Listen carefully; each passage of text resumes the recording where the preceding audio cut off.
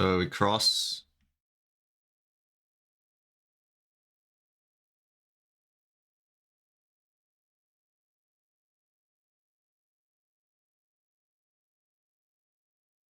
And then I died because I egoed over Scuttle. I'm like, no, I can't lose Scuttle. I definitely could have played that fight better here, though. If Yeah. I queued at the correct timing. Yeah, you have to know how he's gonna react or next Yeah. time. That as soon as he starts walking close to the wall, you should just queue. Yeah. Let me see. I don't know if he egoed this or like it was a misplay. Okay, I think I it was a had no misplay. smite, and then he walked up and smited it. Yeah, so he thinks you're on it, so you could literally do the same play again, repeat with Akali pinging Akali in the side bush, right? Because both top laners are out of the picture here. Yeah. Alright, don't hold your abilities, play for the fight. Don't get greedy because you see a mark. Hold the bush here. He's gonna face check. You could literally rinse and repeat and kill this guy. It's too late because you kite into his mid laner, right? And Akali can't come. Yeah. Yeah. If you start the fight here when Akali was slime bush, Akali's actually first before the sauce.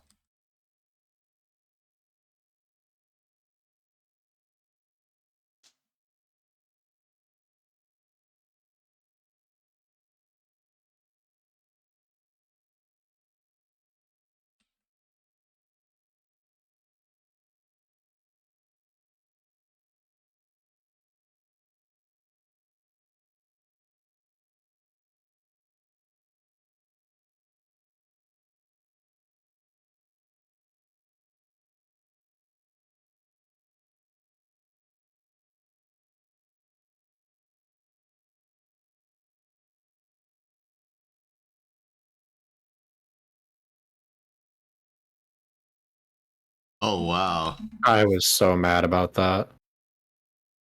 Wait, what? Yeah, if he spam clicks his R while I'm flying towards him, he can do it. Oh, that makes sense actually. Okay. Cool.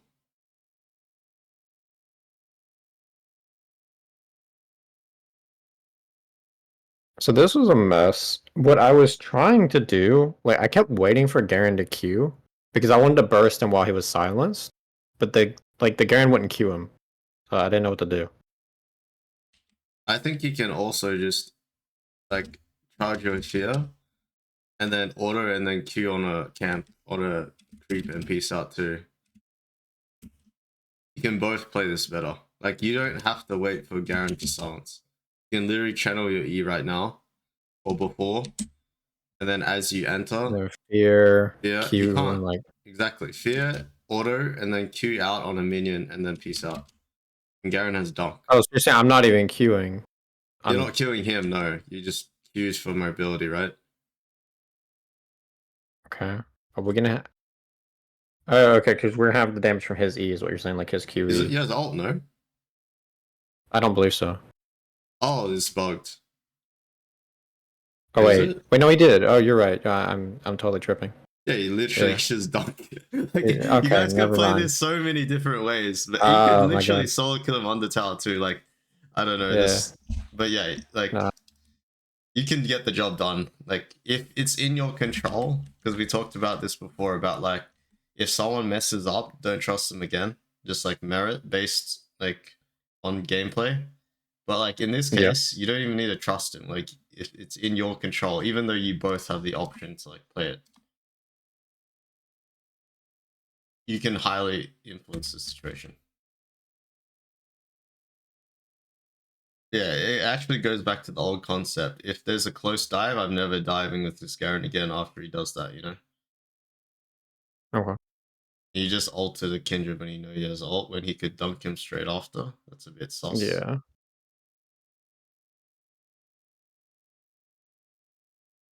After this, I feel like you see that, you should definitely only play top if it's in your control, like the play. That was definitely the plan at that point. Alright, yeah, good. I was playing around this Akali luck. She got really fed. Yeah, your champ's like perfect synergy with that champ.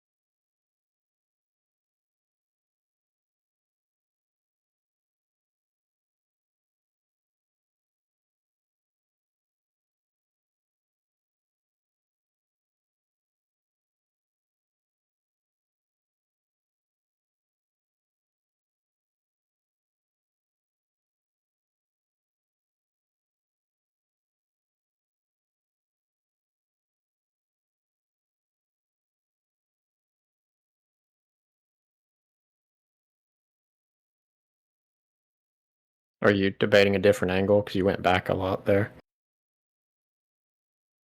Um, yeah, the tism. I'm flickering, thinking. I'm I'm contemplating, observing how this all happened in the span of like 30 seconds. But no, I have nothing. Kali Champ's really good into auto attackers.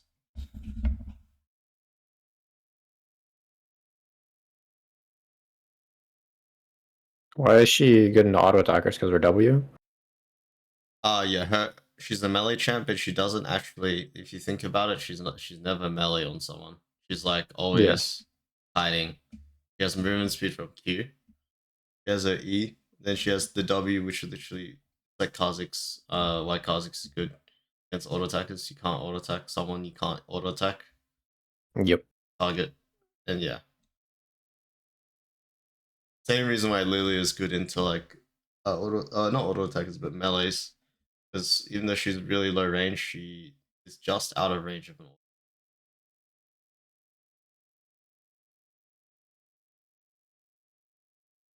Alright, we'll call this a limit test.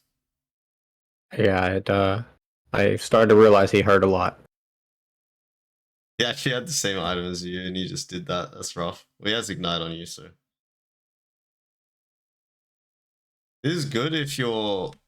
I mean, we haven't talked about this at all, but whenever your lane is flanking, just be aware of. Just try. This is a skill. Try to tether uh, and go when the flanker is in a good position. Basically, you need to be improve on like your ability to perceive the distance between your teammates and the opponent, right? Because like you're going in here because I assume see Akali behind them, so it's good, but it's the Yeah. timing that is the problem. They're not gonna leave, by the way, so like you shouldn't worry about that. Akali's already behind them. It's just whether when you go in, are you making space for the Akali slash your team? Am I wanting to pause attention or just wrap around between blue and wolves? It doesn't matter. Like as long as you go in as in you're burning their abilities while surviving, while CCing them at the same time Akali's about to enter behind them. Yeah. Like whatever you do, you'll find the solution as long as you understand the distance management, right? Here to here, and then well, Kai'Sa doesn't really matter. I feel like Akali's the main character in this play. She's literally level 13, so yeah, having Braum close is good. And then there has to be a certain breakpoint where like maybe Akali reach I just skipped forward, didn't I? Let's skip forward. I skipped backwards. Okay. Maybe Akali reaches like past the wall, the fat wall, then you can start posturing on them, right? Until then you just like keep your distance so that they can't engage on you, but you're looking at them.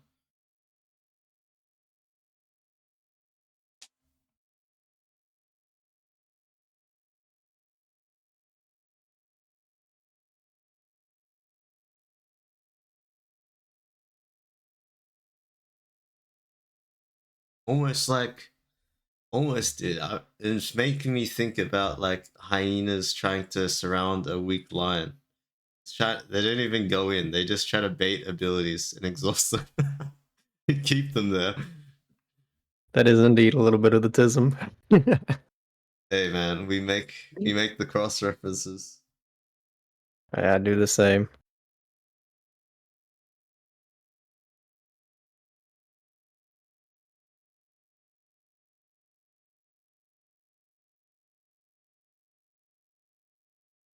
All right, so what do you think about this scenario? Right now, I'm just wanting to stay around Baron, as well as where all my teammates are. Ideally, make sure that Akali can get that wave if she goes for it. Yeah, so is that their strongest member? It Felt like it. Okay, yeah, he's been the most impactful. So the guy has Ignite and he just showed bot. And so he's putting you in a dilemma, right? You have to start Baron and turn, or you have to base right now. And you need to. I think this is experience, but like I'm just telling you now, this is what you should take from this VOD is like the set or whoever, the top laner, doesn't matter, just set in this case. That's the strongest member. If he ever shows bot, because you know from the start of the game he has Ignite, you need to be ready to either punish or match, right? I'm not saying you have to start Baron every time an Ignite top laner starts pushes bot with no TP, but you have to be aware before before he comes bot, so we're not reacting, right? We're responding. Like, we know this might happen, so it's not like a big surprise to us. We're forced to like start Baron because I don't know, like it's like when people get ganked and they ping dragon, like it's dumb, you know. There's no thought Yeah. behind it. Yeah. We want responses rather than reactions. So in this scenario, you have two options. So Sylas is showing top, so what does that mean, right? Set has to show bot, basically, most of the time. Yep. So you should have already been ready to start Baron before he showed on the wave. Like, that would have been the ideal scenario. And then option number 2 is obviously just match bot. And actually maybe even gank bot if you have the right tools, but probably not because Akali's top. You want to play around Akali. So in this case, you want to just play around your Akali. So you just start the Baron 45, drop your Herald as you're finishing Baron or getting close to Baron, HP being low or they're coming, and then just fight with the Herald, right? Just drive into them. That would be like your epic turn tool right here. But you should be happy to start here, Nick, basically is what I'm saying, before he even shows. Because Sylas showed top, there's nowhere else for him to go unless they want to ARAM here, right?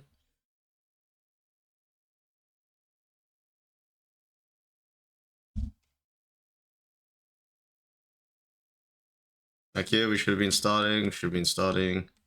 Now we're getting...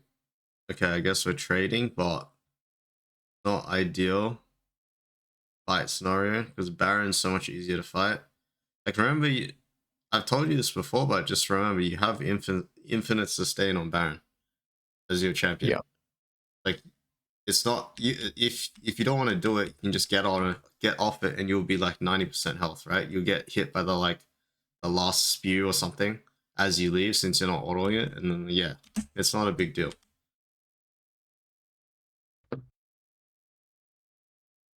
The reason why this is not as good of a play is because it's harder to fight them here, right? Versus Baron. Like, unless people get stressed out and like misplay really hard, which can happen, people might feel more comfortable doing this than like turning on Baron, right? But like, you're fighting literally under tower. Yeah, it's gonna be really hard. I didn't even intend to take this fight. I just want to get inhib and leave. The only reason I ulted is because they were gonna kill Kali and she had a shutdown. So I was like, I'm not gonna let them have that. Yeah. But I do get what you're saying though. Like if we're trying to fight, then through Baron is way easier. Yeah. Oh my goodness. Yeah, she's a little cracked there. And the Baron was still okay. Yeah, good pings.